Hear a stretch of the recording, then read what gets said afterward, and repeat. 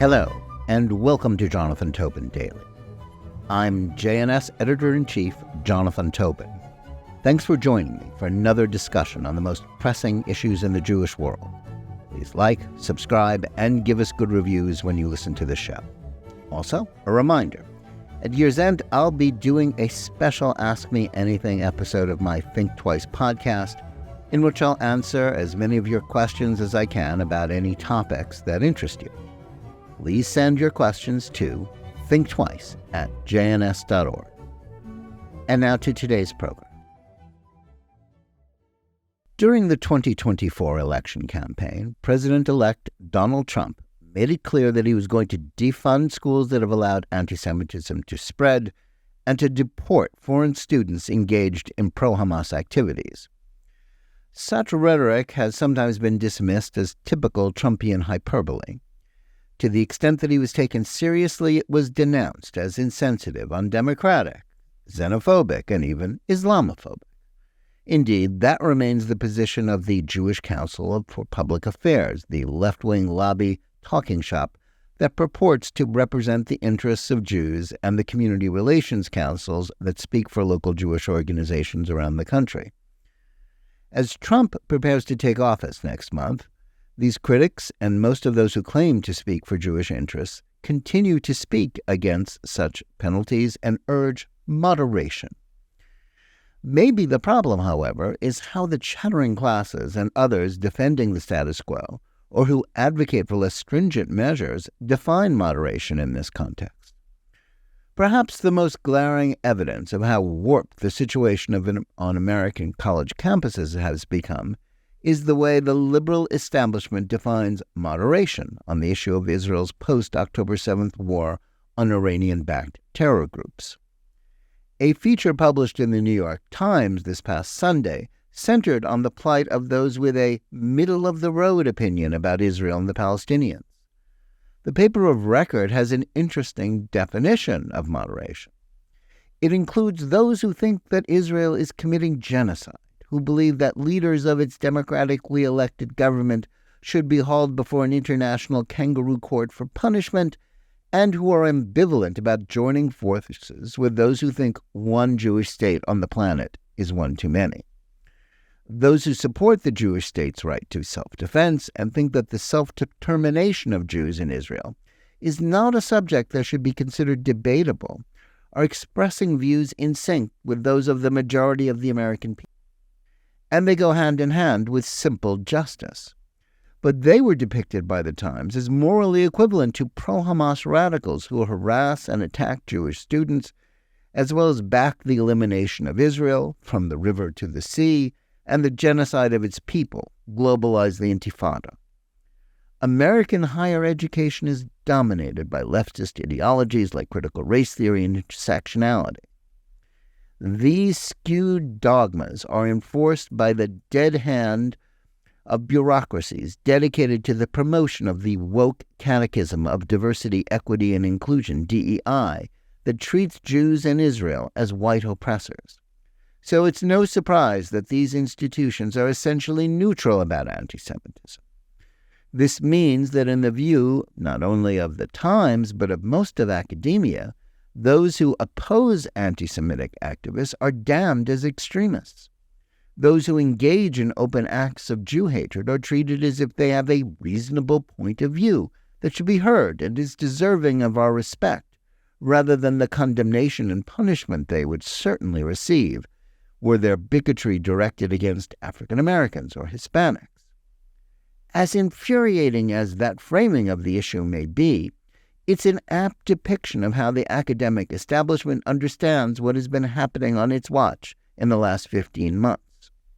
During that time, as acts of anti-Semitism not only surged to unprecedented levels in the United States, especially on college campuses, those groups, administrators, faculty members, and students who have been responsible for this have effectively been mainstreamed. That's why what is needed now is not more outreach to those who hate Israel and the Jews, or attempts to reason with the institutions that have allowed this to happen on their watch, sometimes with their support. nor have complaints to the U.S. Department of Education to ensure that schools receiving federal funds defend the rights of Jewish students under the provisions of Title VI of the 1964 Civil Rights Act. A recent settlement involving 5 campuses associated with the University of California about the bigotry and discrimination faced by Jewish students was praised by Jewish groups that brought the complaints. The same was true of their reactions to a similar agreement reached between the Department of Education and Occidental College in Los Angeles.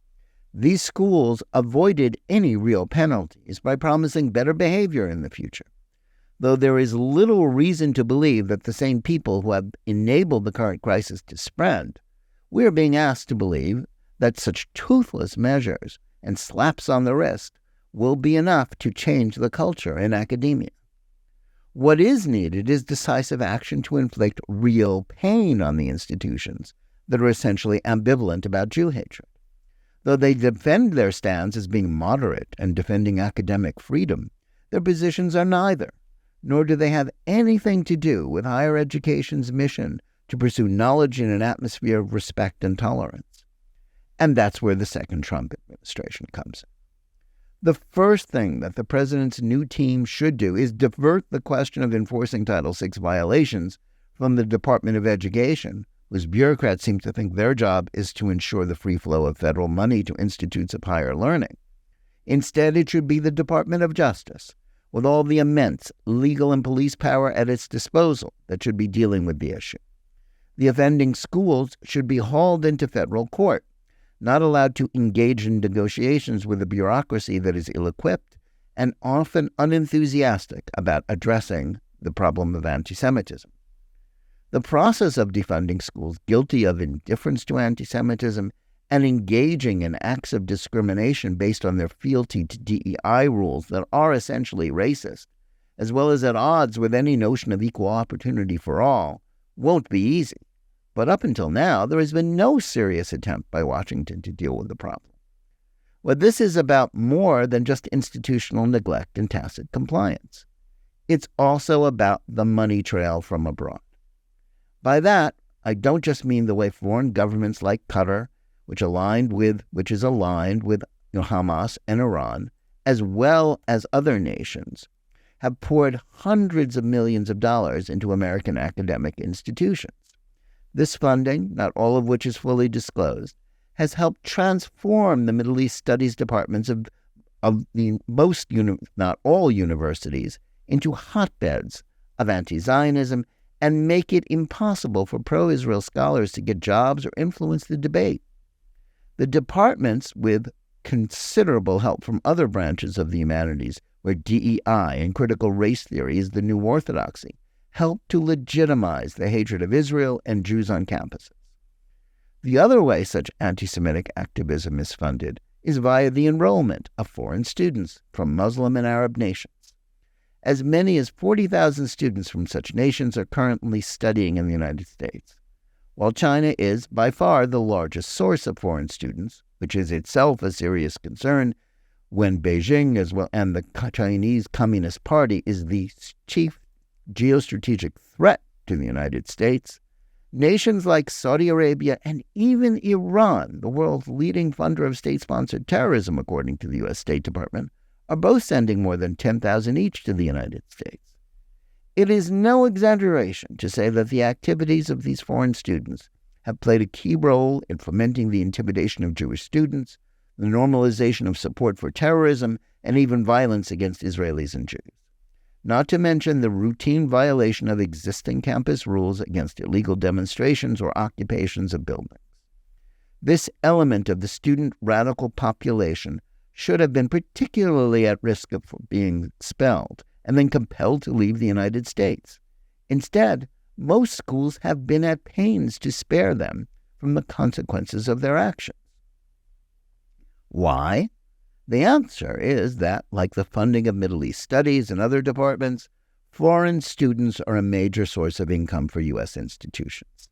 Unlike many Americans, those coming from abroad are far more likely to pay full tuition rather than getting government or private assistance or benefiting from school scholarships. Getting rid of violent anti-Semites who break the law while studying in the United States using student visas would be a devastating financial blow to many universities. Indeed, as the BBC reported, many schools are urging foreign students to return to their campuses from winter break before Trump takes office. Among them is the Massachusetts Institute of Technology, whose president, Sally Kornbluth, was among those who testified to Congress last year that it would depend on the context as to whether advocacy for the genocide of Jews would violate her institution's rules. Much of the media coverage of this issue is focused on the anxiety these students are feeling about the possibility of being booted out of the United States, where they enjoy the sort of freedom they don't have at home in Muslim and Arab nations. Indeed, one feature by CNN described at length the plight of graduate student from Gambia named Mamadou Tal at Cornell University, who took part in encampments that obstructed the freedom of movement of Jewish students on campus and disrupted job fairs geared for his peers. He was sanctioned by the school for engaging in unreasonably loud chants against Israel and the Jews and escalating egregious behavior and a disregard for the university's policies. Unlike most of those who were part of the anti-Semitic campus movement, the keffiyeh-clad Tal was suspended by the university and, according to the Cornell Daily Sun, is not able to continue as an instructor of a course called What is Blackness? Race and Processes of Racialization, a first-year writing seminar at the Africana Studies and Research Center. As the CNN article seemed to argue, he deserves sympathy and support for advocating against Israeli genocide and the existence of a Jewish state. That notion is dead wrong. Those who come to the United States to engage in anti-Semitic campaigns, break laws, and encourage violence have no right to remain in the country. This is not a repression of legitimate political views or an assault on the constitutional right to freedom of speech. As the Heritage Foundation's Project Esther advocates, foreign students who are part of a virulently anti-Israel, anti-Zionist, and anti-American pro-Palestinian movement aren't mere political dissenters. They are part of a global Hamas support network whose sole aim is to subvert American efforts to oppose international terrorism. They are in the United States only as long as they obey the laws and don't violate the terms of their visas, which, it is clear, many of them are openly flouting. Yet many Jewish organizations seem unwilling to get behind the Heritage's effort because they see it as part of the think tank's Project 2025, which was falsely smeared by Democrats as a blueprint for authoritarianism. Some Zionist organizations are working to build support for Trump, fulfilling his vow to deport these students, as well as on behalf of congressional efforts to formally revoke the visas of those who engage in the hatred of Jews. Yet others, like the JCPA, are acting to support the haters as part of its general opposition to enforcement of laws against illegal immigration. So is the Nexus Leadership Project, whose primary purpose, apparently, is to undermine support for the International Holocaust Remembrance Alliance's working definition of anti-Semitism, which cites anti-Zionism as one of the key indicators of contemporary Jew hatred. The Anti-Defamation League, whose mission is, after all, to defend the Jewish community against anti-Semites, but which has often acted as if its real priority is liberal political activism, has so far remained silent about the issue. Trump's law enforcement team nominees, which include Pam Bondi as Attorney General, Harmeet Dillon as Assistant Attorney General for Civil Rights, and Kash Patel as Director of the FBI, have been denounced by liberal opinion as extremists. But what is needed now is not the sort of moderation on anti-Semitism extolled by the New York Times. To the contrary, the trio seems set to fulfill Trump's promises by cracking down on college anti-Semitism and deporting foreign anti-Semites. Those liberal groups that oppose them, and the only measures that will make a difference in this crisis, have forfeited the right to claim they speak for the interests of the Jewish community or against anti-Semitism. Thanks for listening. Please remember to tune in every day for Jonathan Tobin Daily Edition and every week for Think Twice, my full-length JNS TV program. Whether you're listening to us on Apple, Spotify, YouTube Music, or any of the other podcast platforms, or on the JNS YouTube channel, please like and or subscribe to JNS. Click on the bell for notifications and give us good reviews. Please write to us at thinktwice@jns.org and let us know where you listen or watch the show and what you think about it. And send any questions you'd like me to answer on my special year-end Ask Me Anything episode of my Think Twice podcast. Write to thinktwice@jns.org. And remember, keep reading and thinking for yourself.